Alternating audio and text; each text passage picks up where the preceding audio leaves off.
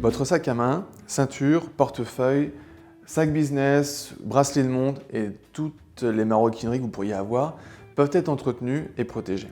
Vous pourriez être tenté d'utiliser des produits génériques, mais vous risqueriez des transferts de couleurs sur vos vêtements ou même de dégrader la matière ou de modifier le toucher de ces supports qui sont souvent des cuirs ou des toiles enduites. Dans cette vidéo, nous allons vous expliquer pourquoi il est important d'utiliser des produits spécifiques à la maroquinerie et surtout comment les utiliser pour les protéger contre les taches, les accros et les conserver le plus longtemps possible. Première étape, sûrement la plus simple, dépoussiérer tous ces articles-là avec une brosse. Donc c'est cette brosse-là qu'on va utiliser. C'est une brosse qui est empoilée en soie de sanglier. Donc c'est comme un petit décrotoir pour chaussures. L'intérêt de cette brosse-là, c'est qu'on va pouvoir brosser énergiquement sans risquer d'abîmer les produits. Évitez absolument les brosses synthétiques et vous seriez assuré de dégrader le cuir ou les toiles enduites. On ne va pas faire tous les articles dans leur intégralité, on va faire seulement quelques parties pour éviter que ça prenne trop de temps et surtout pour montrer l'avant-après. Montrer ce qu'on peut nettoyer, ce qu'on peut rattraper, ce qu'on peut rénover et surtout montrer qu'on ne modifie pas la couleur ou l'aspect du support.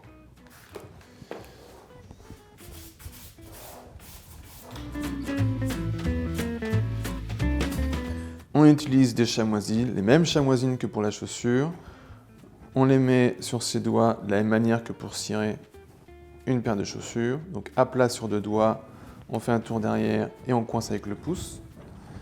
On prend le gel nettoyant donc de la marque Baume et on va le faire sur une moitié de ceinture.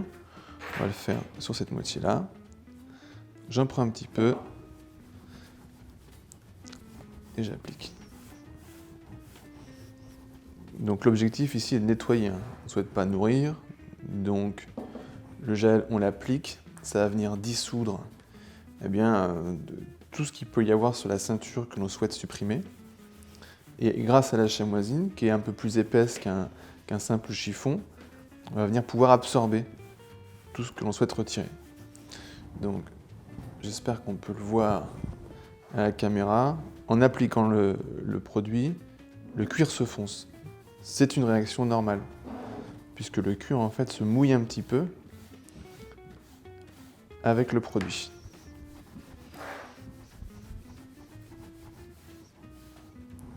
On peut voir sur la chamoisine que la ceinture était sale.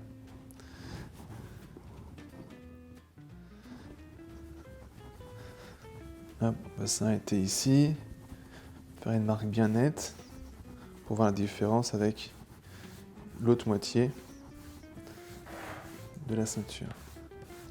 Hop, ça on l'a fait. Bracelet de montre, on va en faire que 1 sur 2. Je vais changer la chamoisine pour vous montrer vraiment. Donc ça c'est ce qu'on vient d'enlever de la ceinture. De saleté, hein, pas de couleur. C'est important de le préciser. Je vous remontrerai les produits quand ils vont sécher, vous verrez qu'ils ne sont pas éclaircis.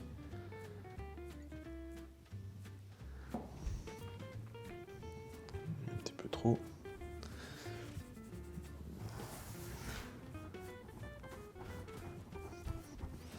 Voilà. Hop. On enlève le surplus de produits. Donc là, on voit bien que le bracelet a foncé, puisque je viens d'appliquer le produit. On va le laisser sécher et il va s'éclaircir de nouveau. Ici, on prend une autre partie. Donc là, vous voyez, on a nettoyé la ceinture et le bracelet.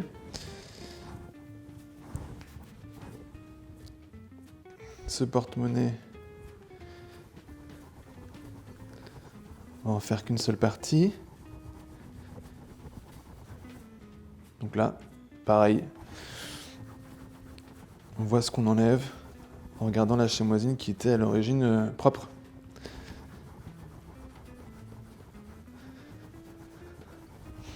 Sur une toile enduite, l'intérêt d'utiliser un nettoyant pour maroquinerie est encore plus important puisque la toile enduite n'est pas un cuir et on ne souhaite absolument pas obtenir un toucher poisseux comme on l'aurait sur une chaussure en appliquant des cires. Donc là, si vous appliquez des nettoyants type lait ou des produits génériques, vous avez forcément dedans un petit peu de cire qui vont rendre le toucher plus poisseux. Ou pire, vous avez des solvants qui effectivement permettent de nettoyer plus rapidement le produit. Par contre, ça va assécher, ça va dégrader réellement la toile enduite.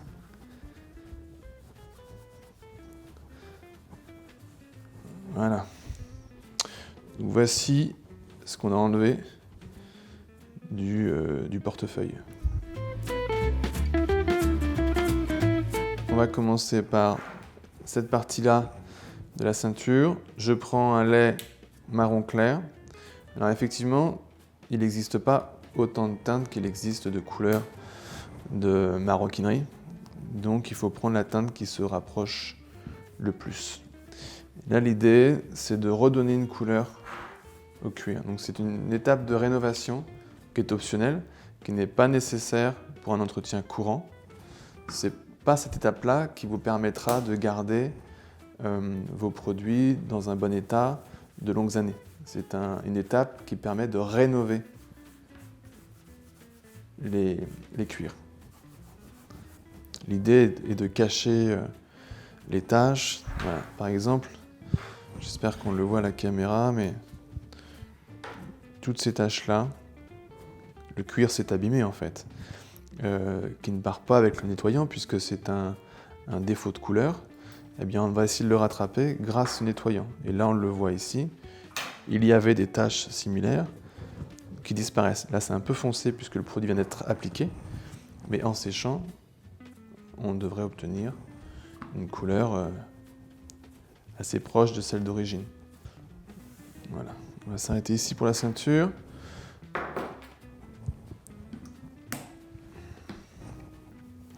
Pour le bracelet, on va prendre une autre couleur, on va prendre le marron moyen. Peut-être que le marron foncé aurait été plus intéressant puisqu'on va, plus la couleur va être foncée, plus on va cacher les taches foncées. Mais je pense qu'avec cette couleur-là, on devrait obtenir quelque chose de bien. Je ne le précise pas puisqu'on l'a déjà fait avant d'utiliser les produits, de bien secouer les flacons avant de les utiliser pour que les pigments soient correctement mélangés. On prend un tout petit peu.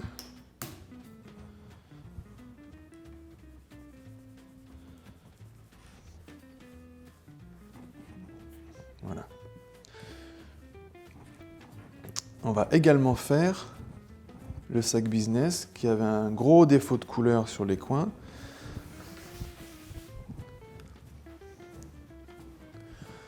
Donc la rénovation, nous, on va faire le choix de la faire seulement sur 3 articles. Donc un des 2 bracelets, enfin une des 2 parties du bracelet, une partie de la ceinture, et on va faire un coin du sac. Alors sachant qu'on a fait, il me semble, le coin droit, lors du nettoyage, on va continuer sur le coin droit. On va prendre ce coup-ci le même lait, c'est le même produit, seulement il est de couleur noire.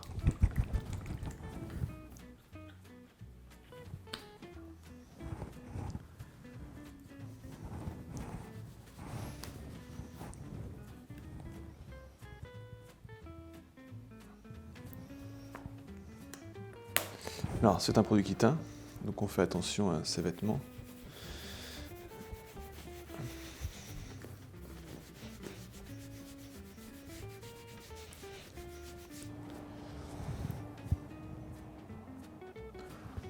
En fin de leçon, on fera un test avec une chamoisine neuve pour montrer qu'il n'y a pas de transfert de couleur une fois que l'entretien sera complètement fini. Si vous ne risquerez pas de tacher la chemise avec le bracelet rénové ou tacher le sol avec le sac business rénové. Voilà. Alors, je pense que c'est suffisant. Maintenant, il faut laisser sécher ces produits-là. On va faire un test sur un cuir. Ce cuir-là, qui est un cuir qu'on utilise dans nos ateliers pour faire des tests, complètement brut. seulement il a été préalablement entretenu avec ce même gel nourrissant. Je prends une clé et je fais une belle griffure. Donc là, j'imagine qu'on la voit correctement à l'écran. On va prendre le gel nourrissant, une chamoisine neuve. Donc, gel nourrissant, je le rappelle, propriété identique au gel nettoyant pour le fait qu'il ne va pas modifier la couleur. Alors, il va la modifier quand j'ai appliqué le produit, puisque ça va mouiller le cuir, mais en séchant, on va récupérer la couleur initiale. On va le voir parce que je vais le faire que sur une moitié. On ne va pas modifier l'aspect, on va garder l'aspect doux d'origine du cuir.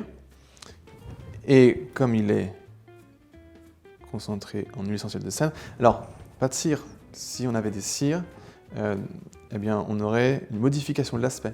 On aurait un produit qui se cire comme une paire de chaussures et on aurait un toucher poisseux, ce qu'on ne souhaite absolument pas sur de la maroquinerie. Alors, on va faire cette partie-là. On décrit des petits cercles et on masse. On masse le cuir.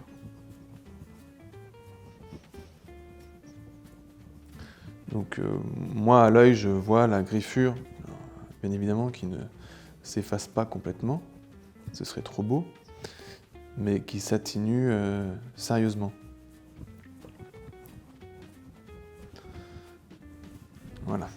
Déjà, je pense qu'on peut le voir un petit peu, la griffure qui a en partie disparu. Si on s'approche vraiment, on va voir encore l'accroc, mais elle se voit quand même globalement moins. La partie foncée, je vous l'admets, mais c'est parce que le cuir est mouillé. On va attendre qu'il sèche, et pendant qu'il sèche, j'ai enlevé le surplus qui ne nous intéresse pas. Pendant qu'il sèche, on va s'intéresser aux autres articles. Hop. Je reprends ma chamoisine. Alors, le portefeuille, on s'était intéressé à la partie de droite. On continue sur la partie de droite.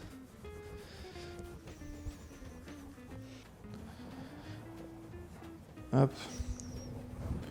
Comme je l'ai expliqué, ce qui est en surface ne nous intéresse pas.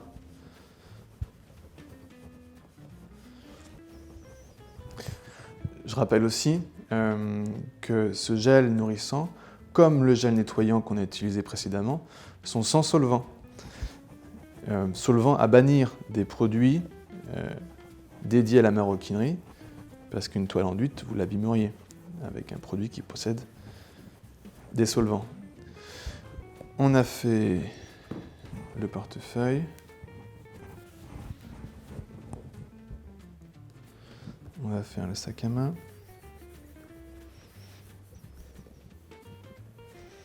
On passe bien sur la couture pour la protéger. Et on essuie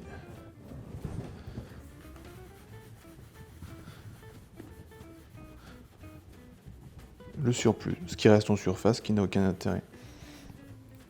Là, c'est un peu l'équivalent de votre crème hydratante que vous pouvez mettre sur le visage. Vous n'en laissez pas une couche sur le visage. Vous la faites pénétrer. Et c'est seulement la partie qui pénètre la peau qui est intéressante. Ici, la pire couleur, le noir. On prend le gel.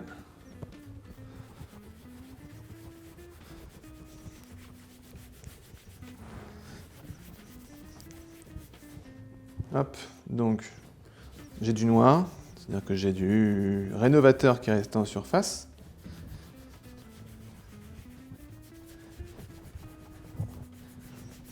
Alors je vous rassure, le noir qu'on enlève, c'est du produit qui n'est pas utile.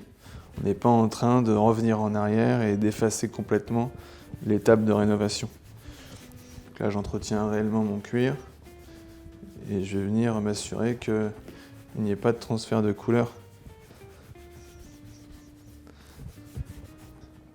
Donc j'ai toujours un peu de noir sur la chamoisine, mais quand ça va sécher et après le passage du protecteur, toutes les couleurs seront bien fixées et on n'aura pas de problème. On reprend notre test de début d'étape. On avait une plaque de cuir, on a fait une grande rayure avec une clé. Une partie a été entretenue et une partie est restée intacte. Et on se rend compte que la rayure finalement est bien plus estompée sur la partie qui a été retraitée que sur l'autre partie. Pour utiliser le spray protecteur, rien de plus simple. Vous prenez votre spray, vous prenez l'article à protéger et vous mettez un chip, voilà. Comme ça, à environ 30 cm. Alors une astuce, quand vous appliquez un imperméabilisant, que ce soit en spray ou en aérosol, la chamoisine a une caractéristique assez intéressante, c'est qu'elle est légèrement déperlante. Et si vous appliquez un produit mouillé, donc comme le spray protecteur, vous pouvez avoir soit des coulures ou quelque chose qui n'est pas complètement uniforme.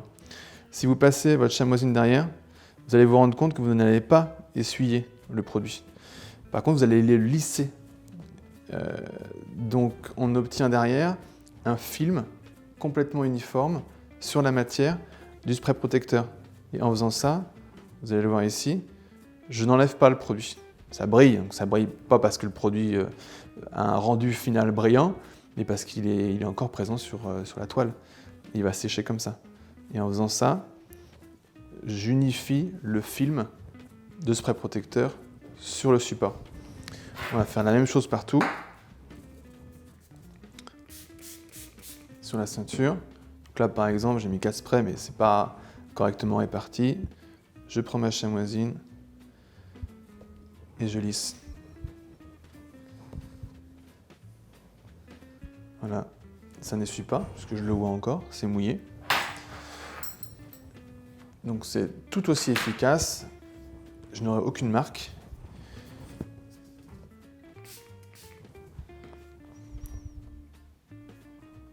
Là par exemple, j'aurais pu mettre qu'un seul chip, c'était largement suffisant. Le bracelet est fait, la ceinture est faite, portefeuille, on va faire le sac à main. Hop, j'ai juste un chip. Et là, vous pouvez voir, comme la chamoisine n'essuie pas le produit, et permet de répartir le film uniformément sur le cuir. Alors, un imperméabilisant n'a pas qu'une seule fonction qui est de protéger de la pluie et de l'eau. Ça protège des taches et de n'importe quelle salissure.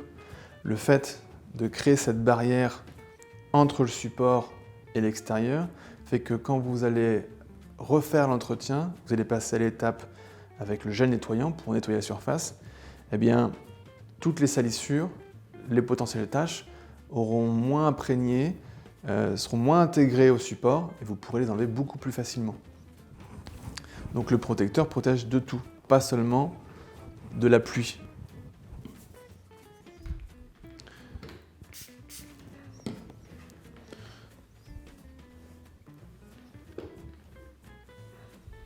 Hop.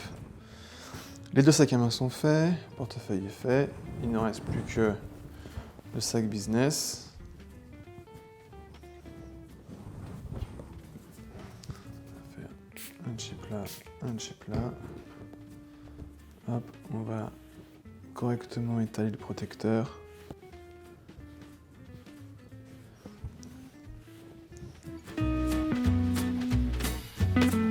La leçon est maintenant terminée.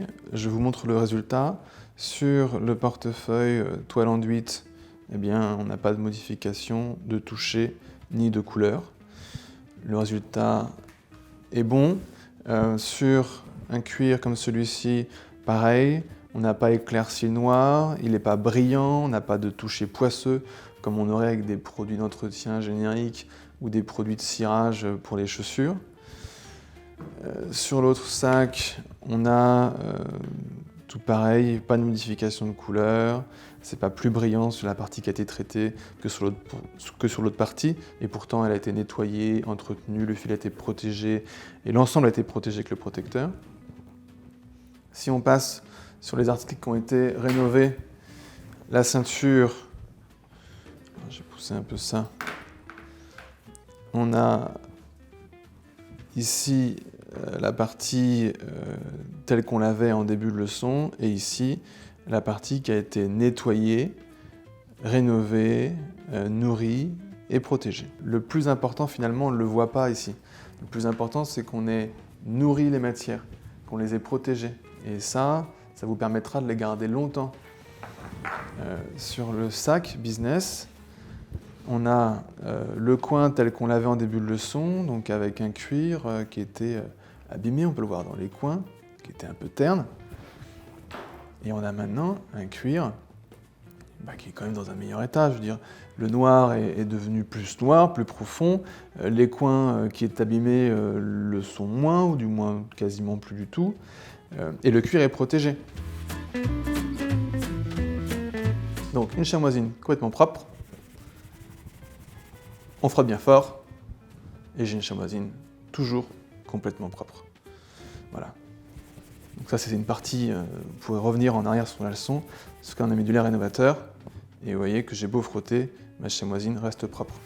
On va avoir exactement le même résultat sur les autres parties. Voilà. Donc, je peux aller jusqu'au bout du test. Voilà. On a la chamoisine qui s'effiloche puisque j'ai frotté un peu fort. Mais on n'a aucun transfert de couleur, alors que l'on vient de rénover avec un produit pigmenté tous ces articles-là. Et ça, vous ne l'aurez pas avec des produits cirants, colorants, qui n'ont pas été développés spécifiquement pour la maroquinerie.